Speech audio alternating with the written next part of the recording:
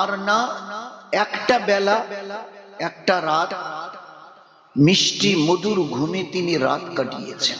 দিন রাত তার একটাই চিন্তা ছিল, এ আল্লাহ আমার উম্মত, এ আল্লাহ আমার উম্মত।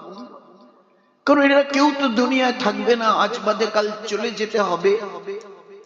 এ আল্লাহ এদের মধ্যে কেউ যেন জাহান্নামে না যায়।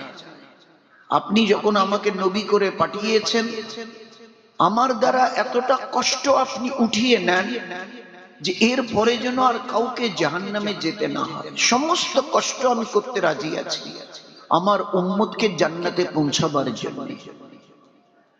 সেই নবীকে ভুলে যাওয়া এটা কত বড় ব্যথার কথা বলুন। দুনিয়ার থেকে যাবার সময় হয়ে গেছে, আজরাইল আলাইহিস সালাম এসে গেছেন। ওই অবস্থায় মা এশাকে বলছে, এ